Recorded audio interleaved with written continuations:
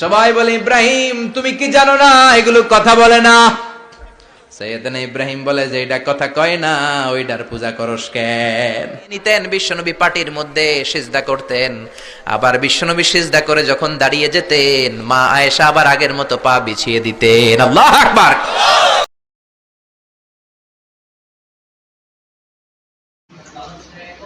প্রিয় দর্শকবৃন্দ, আপনাদের সবাইকে জানাই আন্তরিক শুভেচ্ছা ও স্বাগত। আমরা সবাই জানি ইসলাম একটি পূর্ণাঙ্গ জীবন ব্যবস্থা। এই দিন আমাদেরকে শিখিয়েছে কিভাবে চলতে হবে, কিভাবে কথা বলতে হবে, কিভাবে মানুষকে ভালোবাসতে হবে, কিভাবে আল্লাহর সন্তুষ্ট অর্জন করতে হবে। আজকের এই আলোচনার মাধ্যমে আমরা চেষ্টা করব কোরআন ও হাদিসের আলো থেকে কিছু শিক্ষা নেওয়ার, আমাদের ভুলগুলো সংশোধন করা এবং সত্যিকার এরপরে বাৎসরিক পূজা অনুষ্ঠানের দিন আসলো। কিছুদিন আগে একটা হয়েছে না সরস্বতী, এটা বোধহয় হিন্দু ভাইদের বিদ্যার দেবী।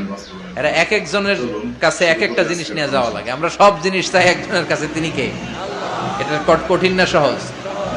বিদ্যার জন্য ওই মন্দিরে, সৌন্দর্যের জন্য এই মন্দিরে, খাদ্যের জন্য দুর্গার কাছে, ঝামেলা না?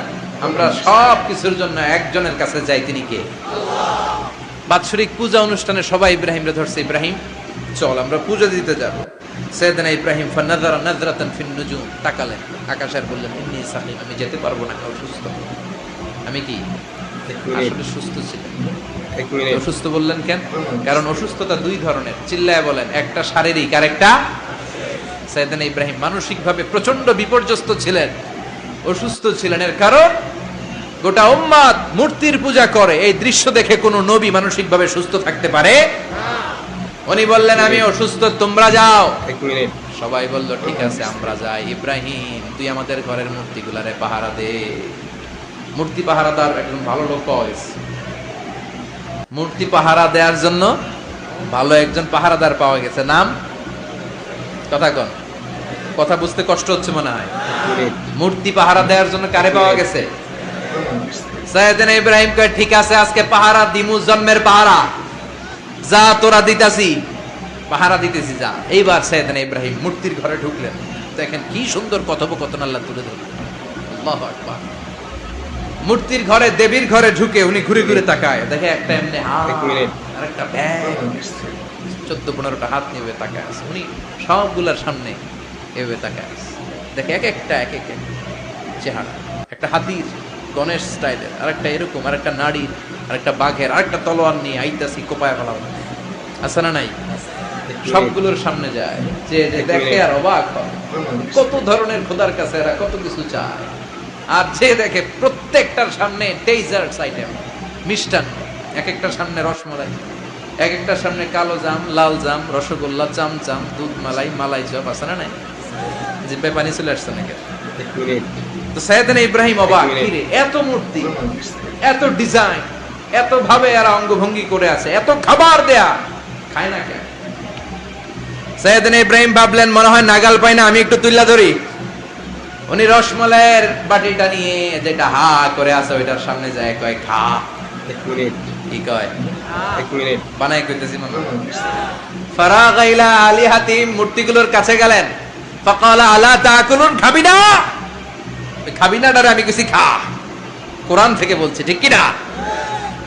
উনি ভাবলেন ওরা হয়তো খেতে পারে না, নাগাল পাচ্ছে না, কিংবা আমারে দেখে লজ্জা পাচ্ছে।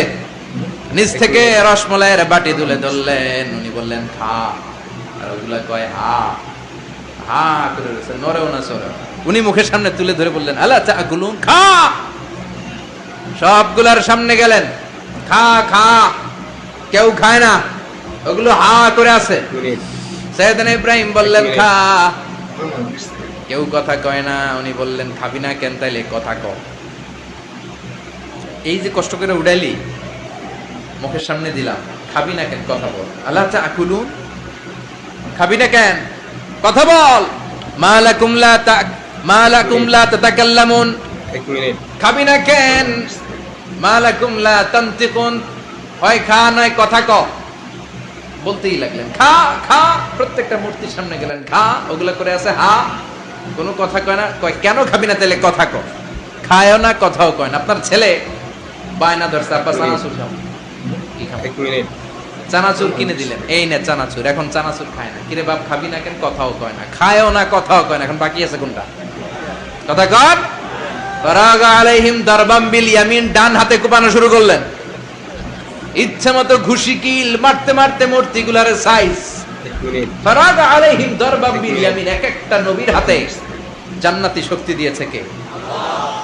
খা নাইলে কথা ক, খায় না, কথাও কয় না, বাকি আছে মাইর। মারতে শুরু করলেন, মারতে মারতে সব শেষ। তারপরে খুঁজে পেলেন একটা কুড়াল। কি পাইলেন?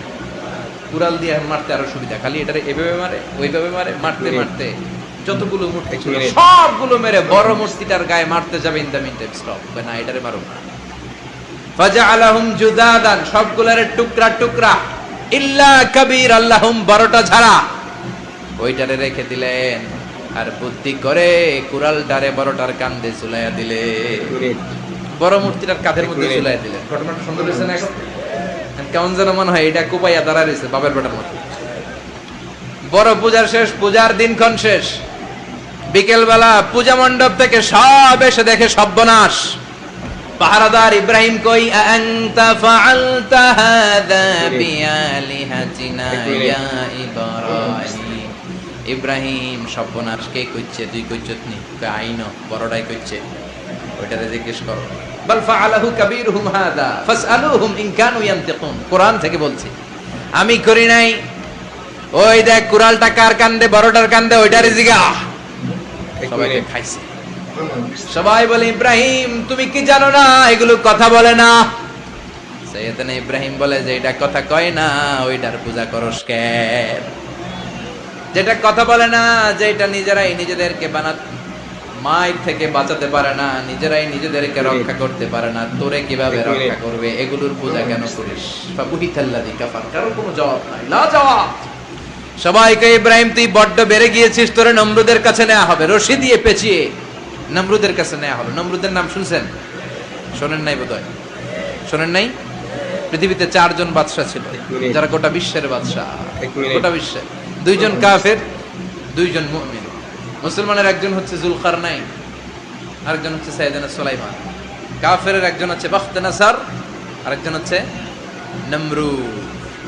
এই নমরুদের কাছে নিয়ে যাও, রশি দিয়ে বেঁধে। এবার নমরুদের সাথে কি ডায়ালগ মারছে এটা তো আর কোরআনে নেই। কথা কও, এটাও আছে। নমরুদ বলে, ইব্রাহিম শুনলাম তুমি নাকি আমাদের খোদাগুলোরে মারছো, তুমি নাকি কোন আল্লাহর ইবাদত করো, তুমি নাকি কোন নতুন রবের তথ্য নিয়ে আমাদের বাবেল নগরীতে আগমন করেছো। আমি ছাড়া কোন খোদা আছে বলে তো আমি শুনি নাই। এই বাবেল নগরীতে আমি ছাড়া কোন খোদা আছে আজকে নতুন শুনলাম। কে তোমার খোদা? কি তার পাওয়া? এবার ডায়ালগ মারা শুরু করলেন সাইয়েদনা ইব্রাহিম। সাইয়েদনা ইব্রাহিম বললেন, রব্বি আল্লাযী ইউহয়ী ওয়া ইউমীত, আমার রব এমন রব যিনি জীবন দেয় আবার মরণও দেয়। জীবন দেয় কে? মরণ দেয় কে? নমরুদ বলে, তাই তোমার আল্লাহ জীবন দেয় মরণ দেয়? আনা উহয়ী ওয়া উমীত। এবার নমরুদ ডায়ালগ মারতেছে, খালি ডায়ালগ। আনা উহয়ী ওয়া উমীত, আমিও তো জীবন দেই, আমিও তো মরণ দেই। সাইয়েদনা ইব্রাহিম বললেন, তুমিও যদি আমার আল্লাহর মতো জীবন দাও মরণ দাও তাইলে দেখাও। নমরুদ জেলখানা থেকে 2 জন ফাঁসির আসামিকে ধরে এনে একটা ধারালো ছুরি নিয়ে প্রথম আসামির পেটের ভিতরে ধা করে ছুরিটা ভরে দিয়েছে। ফিনকি দিয়ে রক্ত ছুটলো। লোকটা ছটফট ছটফট ছটফট করতে করতে দুনিয়া থেকে বিদায়। এবার পেট থেকে ছুরিটা বের করে দ্বিতীয় আসামির পেটের মধ্যে ঢুকাতে যাবে ধা করে। In the meantime stop, ঢুকায় নাই, পেটে ঢুকাইতে যেও ঢুকায় নাই। তো ইব্রাহিম, এই যে দেখো তোমার সামনে প্রথম লোকটারে আমি জীবন মৃত্যু দিলাম, আর এটারে মৃত্যুর পথ থেকে বাঁচাই, এটারে আমি জীবন দিলাম। প্রথমটারে দিলাম জীবন, পরেরটারে দিলাম, প্রথমটারে দিলাম মরণ, পরেরটারে দিলাম জীবন। তোমার রব যেরকম করে জীবন দেয় আর মৃত্যু দেয়, আমিও জীবন দেই, আমিও মৃত্যু দেই। চিল্লায় পড়েন নাউযুবিল্লাহ। সাইয়েদনা ইব্রাহিম বিপদে পড়ে গেলেন। তাই তো, আসলেই তো প্রথম লোকটারে মৃত্যু দিল, দেয় নাই? কথা কন, ছুরি মেরে রক্ত বের করে ওর মৃত্যু দেয় নাই? পরের লোকটারও একই ভাবে মৃত্যু দিতে যে সেখান থেকে বাঁচিয়ে জীবন দিল। ভেজাল আছে না নাই? এবার সাইয়েদনা ইব্রাহিম বলে, ফাইন্নাল্লাহ ইয়াতি বিশ-শামসি মিনাল মাশরিকি ফাআতি বিহা মিনাল মাগরিবি ফাবুহিতাল্লাযী কাফার। সাইয়েদনা ইব্রাহিম বললেন, বুঝলাম তুমি আমার আল্লাহর মতো জীবন দাও, বুঝলাম তুমি আমার আল্লাহর মতো মরণ দাও, কিন্তু নমরুদ খেয়াল করে শোনো, আমার আল্লাহ প্রতিদিন সকাল বেলায় পূব আকাশ থেকে জল জলে সূর্যটা উঠায়। তোমার যদি এরকম কোন ক্ষমতা থাকে, তুমি আগামীকাল সকাল থেকে পূর্ব দিক থেকে সূর্য না উঠিয়ে পশ্চিম দিক থেকে সূর্যটা উঠাও। ফাবুহিতাল্লাযী কাফার, এবার ধরা গেছে। এবার জায়গার মধ্যে ধরা, একেবারে স্টপ, লা জবাব। নমরুদের মুখে কোনো জবাব নাই। এবার নমরুদের মেজাজ নরম নাকি গরম? এক মিনিট কথা কয়। গরম মেজাজ নিয়ে কয় হাররিকু, এটারে আগুনে জ্বালা, এটারে আগুনে ফেল। নমরুদ বুঝে নাই যে আগুনের মালিক কে। বিশাল আগুনের কুণ্ডলি পাকিয়ে সাইয়েদনা ইব্রাহিমকে আগুনের মধ্যে ফেলে দেয়া হলো। হাতের মধ্যে রশি, এক মিনিট পায়ের মধ্যে রশি, সারা দেহের মধ্যে রশি পেঁচিয়ে আগুনের কুণ্ডলিতে ফেলে দেয়া হলো। মুহূর্তের মধ্যে আগুনের প্রজ্বলন শক্তি ওই রশিগুলোকে জ্বালিয়ে পুড়িয়ে সারখার করে দেয়, কিন্তু সাইয়েদনা ইব্রাহিমের দেহের একটা পশমও জ্বালায় না। যে রশি দিয়ে টাইট করে পাচ্ছে, ওনার দেহের সাথে লাগানো টাচ করা রশি, ওই রশি জ্বলে যায়, কিন্তু সাইয়েদনা ইব্রাহিমের পশম জ্বলে না। চিল্লায় পড়েন আল্লাহু আকবার। যদি তোমাদের মাঝে কেউ ইব্রাহিমের মতো ঈমান আনিতে পারো, অগ্নিকেও পুষ্প বলে পরিণত করিতে পারো, ঠিক কিনা? মুসার মতো ঈমান হলে রাস্তা হবে সাগর জলে, ইউসুফের মতো ঈমান হলে একে একে দরজা খোলে। সাইয়েদনা ইব্রাহিমের মতন ঈমান যদি আজও থাকে বিদ্যমান, এক মিনিট অগ্নিকুণ্ডে দেখতে পাবে খুবসুরতে ফুল বাগান, ঠিক কিনা? ওই ঈমানটা দরকার। ওই ঈমান যদি ঈমানের মতো হয়, আগুনের কুণ্ডলকে ফুল বাগান বানিয়ে দিবে কে? সাইয়েদনা ইব্রাহিম বসে রইলেন। নমরুদ কয় আরো আগুন জ্বালা, এলাকার বড় বড় গাছগুলো তক্তাগুলো কেটে আগুনের কুণ্ডলিতে ফেল। তক্তা লাকড়িগুলো আগুনের কুণ্ডলিতে ফেলা মাত্র দাউ দাউ করে লাকড়িগুলোকে, তক্তাগুলোকে আগুন জ্বালিয়ে দেয়, কিন্তু সাইয়েদনা ইব্রাহিমকে জ্বালায় না। সুবহানাল্লাহ। আগুনের মালিক কে? ওই আল্লাহ আজও আছে না নাই? তিনি আগুনরে অর্ডার করলেন, সৃষ্টি শুরু থেকে তোকে একটা ধর্ম দিয়েছি, সব জ্বালিয়ে দেয়া, পুড়িয়ে দেয়া, আজকে কয়েকদিনের জন্য তোর ধর্মটাকে আমি স্টপ করে দিলাম। চিল্লায় পড়েন আল্লাহু আকবার। কুলনা ইয়া নারু কুনি বারদান ওয়া সালামান আলা ইব্রাহিম। আল্লাহ বললেন আগুন খবরদার, এক মিনিট আমার ইব্রাহিমের গায়ের যেন পশম না পুড়ে যায়, কারণ ইব্রাহিমের সন্তান হবে ইসমাইল, আর ওই ইসমাইলের বংশে আমি পাঠাবো আখিরি জামানার পয়গাম্বার। ইব্রাহিমের জন্য কিছু না হয়, কোন ইবারদা ঠান্ডা হয়ে যা, কি হয়ে যা, কিন্তু এত বেশি ঠান্ডা হবি না যাতে ইব্রাহিমের সর্দি না লেগে যায়। সুবহানাল্লাহ। আগুন বলে আপনি বললেন কোন ইবারদা ঠান্ডা হ, আবার কোন এত ঠান্ডা হবি না যাতে সর্দি না লাগে। কেমন ঠান্ডা হবো? আল্লাহ বললেন সালামান আলা ইব্রাহিম, সালাম হয়ে যা, শান্তির গুলবাগিচা হয়ে যা, এয়ার কন্ডিশন নাতিশীতোষ্ণ হয়ে যা। চিল্লায় পড়েন আল্লাহু আকবার। 40 দিন ছিলেন এই আগুনের কুণ্ডলিতে, কিচ্ছু হয় না। সুবহানাল্লাহ পড়বেন না? শেষ জীবনে উনি ওনার নাতিপুতিদের সাথে গল্পের সময় বলতেন যে আমার জীবনে সবচেয়ে আরামদায়ক সময় কাটিয়েছি আমি ইব্রাহিমের আগুনের, নমরুদের আগুনের কুণ্ডলির ভেতরে থেকে। চিল্লায় এখন সুবহানাল্লাহ। তার মানে পুরো আগুনের কুণ্ডলির গুলবাগিচা বানিয়ে দিয়েছে কে? ওনার জীবনের শ্রেষ্ঠ সময় নাকি এটা? সবচেয়ে আরামসে নাকি কাটিয়েছে এই আগুনের কুণ্ডলির ভেতরে। চিল্লায় পড়েন আল্লাহু আকবার। এবার আল্লাহ ডেকে বলেন নমরুদ অনেক হয়েছে, আর না, অনেক চান্স তোমারে দিছি আমি, অনেক ছাড় দিছি, মাগার ছেড়ে দিব না। আল্লাহ কি দেয়? ছাড় দেয়, ছেড়ে দেয় না। মনে থাকবে? চিল্লায় বলেন তো আল্লাহ কি দেয়? কি দেয় না?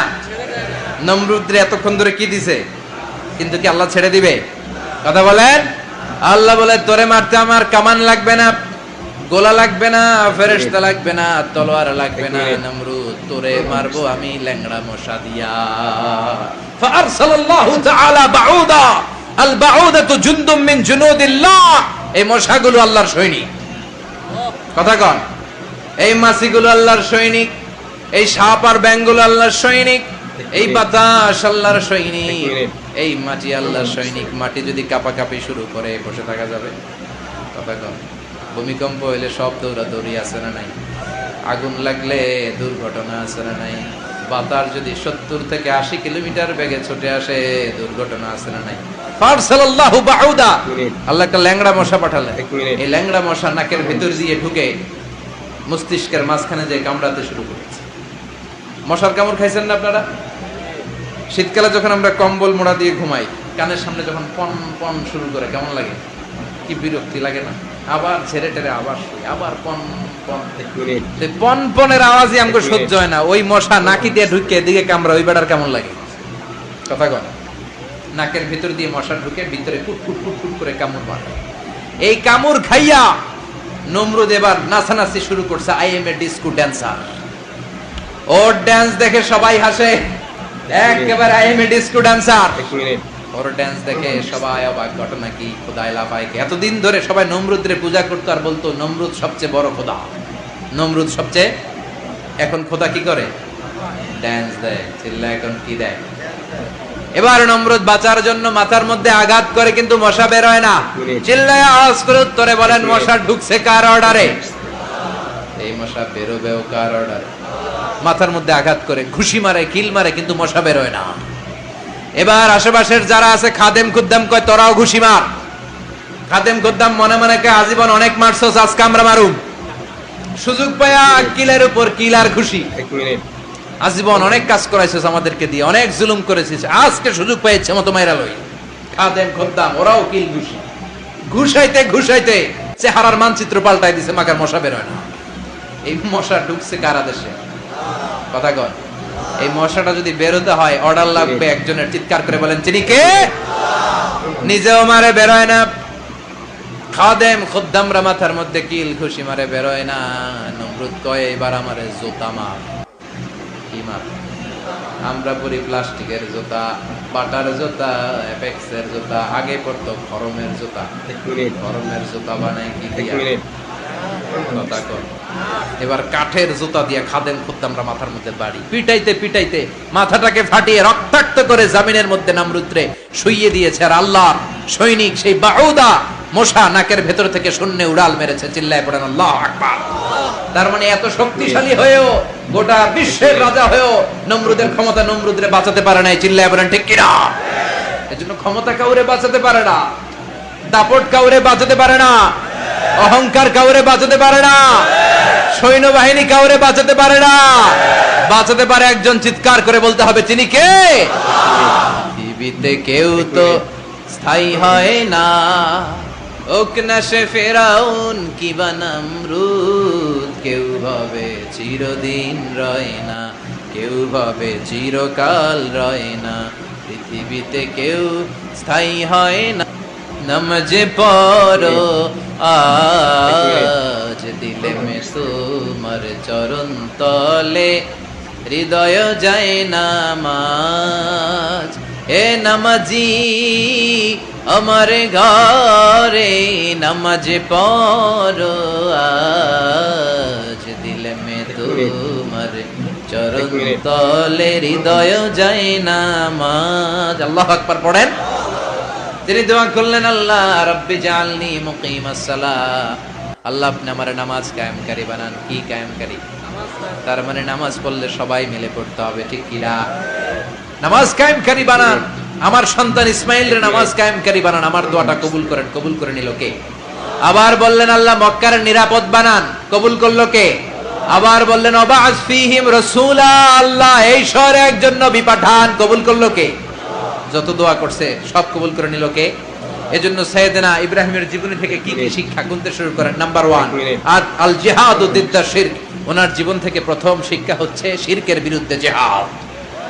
মুমিনের জীবনে জিহাদ চলবে কিসের বিরুদ্ধে? উনি মূর্তির সাথে আপোষ করে নাই, গাছের সাথে আপোষ করে নাই, মাছের সাথে আপোষ করে নাই, ধ্রুব তারা, চাঁদ, সূর্যের সাথে আপোষ করে নাই। উনি এক আল্লাহকে খুঁজে পেয়েছে। চিল্লায় বলেন ঠিক কি না? আল্লাহ সব গুনাহ ক্ষমা করে, শিরকের গুনাহ ক্ষমা করে। 2 নাম্বার শিক্ষা হচ্ছে সত্যকে অন্বেষণ করতে হবে। ওইটা আমার বাবার বিরুদ্ধে যাক, ওইটা আমার দাদার বিরুদ্ধে যাক, ওইটা আমার দলের বিরুদ্ধে যাক, ওইটা আমার মতের বিরুদ্ধে যাক, সত্য যেখানে আমিও সেখানে। চিল্লায় এখন ঠিক কিনা? এটা হচ্ছে সাইয়েদনা ইব্রাহিম আলাইহিস সালামের ঈমান স্পিরিট।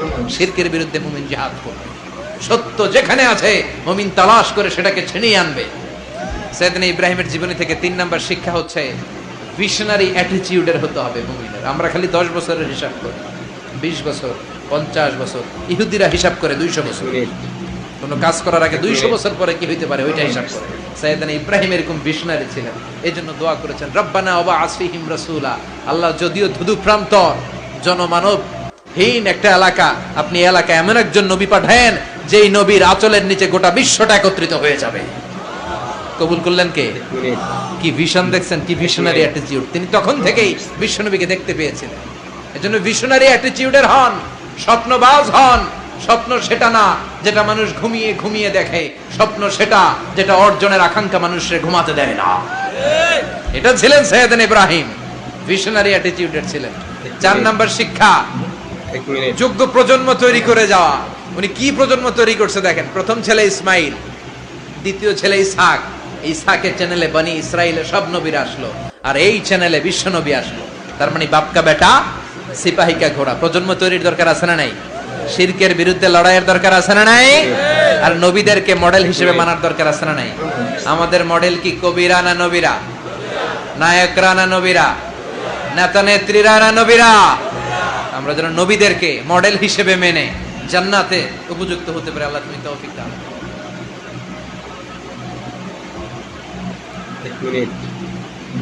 এক মিনিট।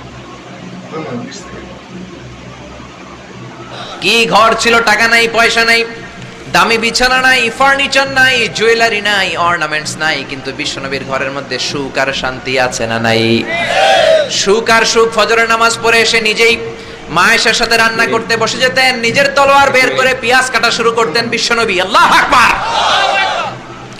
বিশ্বনবী গ্লাসের যেই মা আয়েশা গ্লাসের যেই জায়গায় ঠোঁট লাগিয়ে মুখ লাগিয়ে পানি পান করতেন, ওই জায়গাটা খুঁজে খুঁজে বিশ্বনবী আবার ওই জায়গায় ঠোঁট লাগিয়ে পানি পান করতেন। কোন সুবহানাল্লাহ।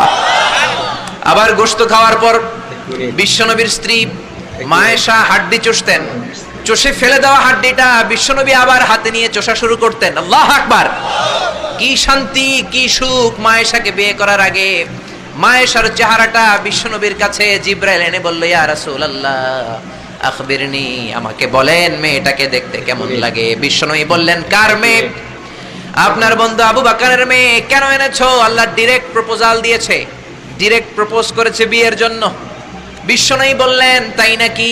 জিবরাইল বললেন, হ্যাঁ ইয়া রাসূলুল্লাহ, আমি হলাম বিয়ের ঘটক, আল্লাহ হলেন বিয়ের কাজী। বিশ্বনবী বললেন, তুমি যদি বিয়ের ঘটক হও, আল্লাহ যদি হয় কাজী, আমি মুহাম্মদ রাজি। আল্লাহু আকবার। বিয়ে হয়ে গেল।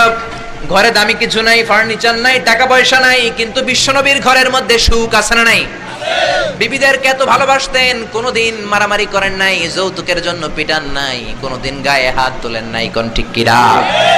এক একজনকে বিশ্বনবী প্রাণ ভরে ভালোবাসতেন। বিবিরাও বিশ্বনবীর কাছে আবদার করতেন, নানা ধরনের আবদার। বিশ্বনবী সেগুলো পূরণের চেষ্টা করতেন। আবার মাঝে মাঝে রাত্রিবেলা মা আয়েশার সাথে দৌড়াদৌড়ির প্রতিযোগিতা করতেন। কোন সুবহানাল্লাহ। সহিহ হাদিস, মা আয়েশা তখন চিকন ছিল। এক মিনিট। তাহাজ্জুদের সময় বিশ্বনবী উঠে মা আয়েশারে বললেন, আয়েশা ও আমার কলিজার টুকরা হুমায়রা। মা আয়েশাকে আদর করে বিশ্বনবী হুমায়রা বলতেন। হুমায়রা মানে যেই মহিলা রেগে গেলে, খুশি হয়ে গেলে, রাগের চোটে, খুশির চোটে দুইটা গাল আনার ফলের মতো টকটকে লাল হয়ে যায়। কোন সুবহানাল্লাহ। মা আয়েশা রেগে গেলে গালগুলো লাল হয়ে যেত, গাল দুইটা টকটকে লাল আকার ধারণ করত। বিশ্বনবী তাকে হুমায়রা বলতেন, হুমায়রা মদিনাতে কেউ জেগে নাই, চলো না আমরা দৌড় দৌড় খেলি। মা আয়েশা মহা খুশি, কারণ সব বিবিরাই চায় স্বামীরা একটু রোমান্টিক হোক। কোন ঠিক কিনা? সব বিবিরাই চায় স্বামী আমার দিকে স্পেশাল নজর দেখ। সব বিবিরা চায় স্বামী আমাকে নিয়ে পারলে একটু রেস্টুরেন্টে ঘুরতে যাক, স্বামীরা পারলে আমারে একটু বেড়াতে নিয়ে যাক। এরকম আবদার বিবিদের কাছে আছে না নাই? কিন্তু এমনও অনেক স্বামী খুঁজে পাবেন, বছরের পর বছর যায়, বিবিরে সালামও দেয় না। আছে না নাই? খিটখিটে মেজাজ, মেজাজ দেখায়, ধমক দেয়, আবার যৌতুকের জন্য পিটায়। আছে না নাই? জোরে বলেন, আছে না নাই? শয়তান দিল যৌতুক, কোরআন দিয়েছে মোহর। আমরা এখন মোহর ছেড়ে দিয়ে যৌতুকের পেছনে হাঁটি। জোরে বলেন ঠিক কিনা? যৌতুকের চেয়ে জঘন্য অপরাধ সমাজে নাই। কুকুরের গোশত খাওয়া যত গুনাহ, যৌতুক তার চেয়েও বেশি গুনাহ, ঠিক কি না? কুকুরের গোশত খেলে একটা গুনাহ হয়, হারাম খাওয়ার গুনাহ হয়, কিন্তু যৌতুক খেলে দুইটা গুনাহ হয়। এক হলো হারাম খাওয়ার গুনাহ, দুই হচ্ছে শ্বশুর বাড়ির উপরে জুলুম করার গুনাহ। জোরে বলেন ঠিক কি না? মা আয়েশা বললেন, ইয়া রাসূলুল্লাহ, আমি দৌড়াদৌড়িতে রাজি। বিশ্বনবী বললেন, লেটস স্টার্ট দ্য কম্পিটিশন, চলো কম্পিটিশন শুরু করি। ওই যে মদিনার মসজিদের পাশে বড় একটা পিলার দেখা যায়, ওই পিলারের মধ্যে কে যে আগে ধরতে পারে রে আয়েশা, চলো আমরা দৌড় দেই। বিশ্বনবী বললেন, ওয়াহিদ ইসনাইনি সালাতা, 1 2 3 লেটস গো, চলো দেই দৌড়। বিশ্বনবী অপেক্ষাকৃত মোটা ছিলেন, মা আয়েশা চিকন ছিলেন। মা আয়েশা দৌড় দিলেন, বিশ্বনবীকে পেছনে ফেলে ওই পিলার ধরে মা আয়েশা ফার্স্ট হয়ে গেলেন। কোন সুবহানাল্লাহ। মা আয়েশা মহা খুশি, খিলখিলিয়ে হাসছেন। বিশ্বনবী মুচকি হাসতেন। আমার নবী কখনো খিলখিলিয়ে হাসেন নাই, আমার নবী সব সময় মুচকি হাসতেন। মুচকি হাসলে বিশ্বনবীর ঠোঁটও দেখা যেত, হালকা একটু দাঁতও দেখা যেত। পরে আল্লাহু আকবার। সব সময় তিনি তাবাসসুম পছন্দ করতেন। বিশ্বনবী বললেন, ঠিক আছে, আনতিল ফাইজা, তুমি বিজয়ী হয়েছো। তার ঠিক 6 বছরের পরের ঘটনা। এই 6 বছরের ব্যবধানে মা আয়েশার আগের মতো চিকন নাই, মা আয়েশারে মোটা বানিয়ে দিয়েছে কে? আবার 6 বছর পরে বিশ্বনবী তাহাজ্জুদের সময় উঠলেন, মা আয়েশারে ডেকে বললেন, আয়েশা, মদিনার কোন লোক জেগে নাই, সবাই ঘুমিয়ে আছে, চলো আজকে রাতেও দৌড় খেলি। মা আয়েশা বললেন, আমি রাজি, চলেন শুরু করে দেই। বিশ্বনবী আবার ওই জায়গায় যেয়ে দাঁড়ালেন, বললেন, ওই যে মসজিদে নববীর পিলার দেখা যায়, কে কার আগে পিলার ধরতে পারে? রেডি, আমরা শুরু করে দেই। 1 2 3 স্টার্ট, গো। বিশ্বনবীও দৌড়, মা আয়েশাও দৌড়, জনমের দৌড়, আইজও দৌড়, কাইলও দৌড়। কে কারে হারাতে পারে? বিশ্বনবী আগের মতোই আছেন, কিন্তু মা আয়েশারে মোটা বানিয়ে দিয়েছে কে? এবার আর বিশ্বনবী চান্স দেন নাই মা আয়েশারে। বিশ্বনবী ওই দিন আসলে ইচ্ছা করে হারেন নাই, মা আয়েশারে জিতানোর জন্য দেরিতে গিয়েছেন। কোন ঠিক কিরা? আমার নবী যদি শক্তি দিয়ে দৌড়ায়, নবীর সাথে কেউ দৌড়ে জিততে পারে না। জোরে বলেন ঠিক কিরা? মদিনাতে বিশ্বনবী যখন ঘোড়া হাঁকাতেন, সাহাবীরা বলতেন 1 মিনিটের মধ্যে, আধা মিনিটের মধ্যে বিশ্বনবীর ঘোড়া যে কত সামনে চলে যেত। সামনে আমরা ধোঁয়ার বালি দেখতাম, বিশ্বনবীরে খুঁজে পাওয়া যেত না। আল্লাহু আকবার। আবার তিনি যখন ওট হাঁকাতেন, পাগলের মতো বাতাসকে পেছনে ফেলে ওটগুলো দৌড়াতো। আদবা আর কসওয়া, এই দুইটা ওট নবী ব্যবহার করতেন। নবী কি ব্যবহার করতেন এগুলো জানেই না। সালমান খান কোন ব্র্যান্ডের টিস্যু দিয়া টয়লেটে যায় এটাও জানে। 1 মিনিট। কোন নায়ক কি করে, সাকিব আল হাসান কোন ড্রিঙ্কস খায় এরকম মাসেল বানাইছে, সবার মুখস্থ আছে না নাই? এরপরে মাশরাফি কেমনে পেস বল করে, ওই প্র্যাকটিস আছে না নাই? কে কেমন কি করে সব মুখস্থ, কিন্তু নবীরা কেমন চলতেন, নবীদের সুনান কি ছিল, এটা আমাদের জানা নাই। জোরে বলেন ঠিক কি না? বিশ্বনবী যদি দৌড়ের মতো দৌড় দেয়, কেউ পারে না। এমন শক্তি আল্লাহ বিশ্বনবীর মাসলের মধ্যে দিয়েছেন, কাউরে একবার ধরলে খবর আছে না নাই? মক্কার সবচেয়ে বড় কুস্তিগিরের নাম হলো রুকানা। রুকানার সাথে কুস্তিতে কেউ পারে না। সাহাবীরা বললেন, ইয়া রাসূলুল্লাহ, ইয়া হাবিবাল্লাহ, কোনদিন আপনি রুকানার কাছে যাবেন না, কেননা রুকানা হলো সব চাইতে বড় কুস্তিগির, রুকানা কুস্তি দিলে আপনি পারবেন না। কিন্তু বিশ্বনবীর দাওয়াত তো কোনো গুটি কয়েক মানুষের জন্য নয়, সবার জন্য, ঠিক কি না? সবার জন্য দাওয়াত দিতে হবে। বিশ্বনবী ফজরের নামাজের পরে সাহাবাদের চোখকে ফাঁকি দিয়ে রুকানার কাছে চলে গেল। রুকানার কাছে যে বলল, ইয়া রুকানা আসলিম তাসলাম, ইসলাম ধর্ম গ্রহণ করো, শান্তি দিবে কে? রুকানা বলে, ধর্ম গ্রহণ করব না, একটা শর্তে করতে পারি, কুস্তিতে মুসারাআতে যদি আমাকে হারাতে পারো, আমাকে যদি কুস্তি খেলে হারিয়ে দিতে পারো, তাহলে আমি কালিমা পড়ে নেব। বিশ্বনবী বললেন, আমি তো কুস্তি লাগি না, আমি কাউরে মারি না, তবে জাহান্নামের মাইর থেকে বাঁচানোর জন্য আমি এসেছি। বলেন ঠিক কি না? রুকানা বলে, না না, আমি রাজি হব না, আমাকে হারিয়ে দিতে পারলে তবেই আমি কালিমা পড়তে রাজি। বিশ্বনবী দয়ার নবী, মায়ার নবী, একটা লোক যদি জাহান্নামের আগুন থেকে বাঁচে, এইটা বিশ্বনবী বেশি বেশি চাইতেন। বিশ্বনবী রাজি হয়ে গেলেন। এবার কুস্তি লাগার পালা। রুকানা একটা হাফ প্যান্ট পরে পজিশন নিচ্ছে। রেসলিং খেলা দেখেন নাই? ডোনাল্ড ট্রাম্পের ট্রাম্প টাওয়ারের ভিতরে এটি খেলে, গায়ের মধ্যে তেল মেখে কুস্তিতে পজিশন নিচ্ছে। বিশ্বনবী পজিশন নেয় না, রুকানা লাফায়, আমার নবী লাফায় না। বিশ্বনবী রুকানারে ডেকে বলল, রুকানা লাফাও কেন? রুকানা বলে, এই খেলা খেলতে হলে সবার লাফাতে হয়, তুমি লাফাও না কেন? মুহাম্মদ তুমিও লাফাও। বিশ্বনবী বললেন, আমি লাফালাফি পছন্দ করি না, আমার নবী সেলাইবিহীন লুঙ্গি ব্যবহার করতেন। সেলাই ছাড়া লুঙ্গি পরে যদি কেউ লাফালাফি করে বাতাসে সতর খুলে যাওয়ার সম্ভাবনা আছে না নাই? বিশ্বনবী লাফালাফি করেন না, দাঁড়িয়ে আছেন। রুকানা বলে, মোহাম্মদ তুমি আগে বক্সিং মারো। বিশ্বনবী বললেন, আমি কাউরে মারি না, কারণ আমারটা খাইয়া হজম করার যোগ্যতা কারো নাই। ঠিক কি না? বিশ্বনবী বললেন, আমি মারবো না, তুমি মারো। রুকানা বলে, তুমি মারো। রুকানারাও রাজি করাতে পারেন না। বিশ্বনবী বক্সিং মারেন নাই। বিশ্বনবীর মুবারক ডান হাতটা নিয়ে রুকানার বাম কাঁধের মধ্যে টাচ করে বিশ্বনবী বললেন, ও রুকানা এত লাফাও কেন, এত লাফাও কেন? বিশ্বনবী ডান হাত দিয়ে কাঁধের মধ্যে ধরতে দেরি, মুহূর্তের মধ্যে রুকানা বেহুশ হয়ে যায়। আল্লাহু আকবার। সবাই রুকানার মাথার মধ্যে পানি ঢালে হুশ করে বলে, রুকানা তুই তো বড় শিয়ানা। ওরে রুকানা তুই তো বড়, তোর শিয়ানাগিরি গেল কই? আব্দুল্লাহর বেটা মুহাম্মদ তোরে ঘুষি দেয় নাই, কিক মারে নাই, বক্সিং মারে নাই, শুধু একটু ধরেছে, বেহুশ হলি কেন?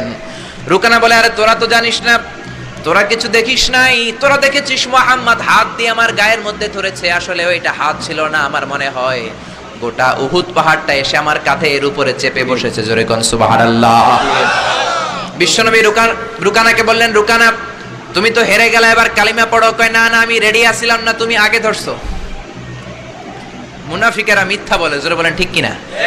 কাফিরেরা মিথ্যাবাদী হয়। বিশ্বনবী বললেন, ঠিক আছে তাহলে আবার লাগবো। রুকানা বলল, তুমি মারো। বিশ্বনবী বললেন, প্রথমটা আমি মেরেছি, এইবার তুমি মারো। রুকানা বলে, আমি মারবো না, তুমি মারো। বিশ্বনবী আবার রুকানাকে ধরলেন। মুহূর্তের মধ্যে রুকানা আবার বেহুশ হয়ে যায়। সুবহানাল্লাহ কইতে বললেন না? হুশ ফিরানো হলো। আবার সবাই মাথায় পানি দেয়। আর জেগে ওঠার পরে বলে, রুকানা তুই তো বড় শিয়ানাগিরি গেল কই? 1 মিনিট। রুকানা বলে, আবার ওই যে উহুদ পাহাড় আমার কাঁধের উপরে চেপে বসেছে, তোমরা তো খালি চোখে দেখো নাই। বিশ্বনবী বললেন, এবার কালিমা পড়ো। রুকানা বলে, না না আমার পেটে ক্ষুধা ছিল, আমার গায়ে শক্তি কম ছিল, আমি প্রস্তুত ছিলাম না, পেট ভরে খাবো, খেয়ে দে তোমার সাথে আবার লাগুম। দাইন 3 1 মিনিট। দাইন কয় দাইন? খেলা এরকম বলে না অনেকে, দাইন 3 আবার লাগবো, আবার খেলা হবে। আবার বিশ্বনবী ধরলেন, আবার বেহুশ। বিশ্বনবীকে তোরে আর কত বেহুশ করুন? এজন্য আমার নবীর গায়ে শক্তি আছে না নাই?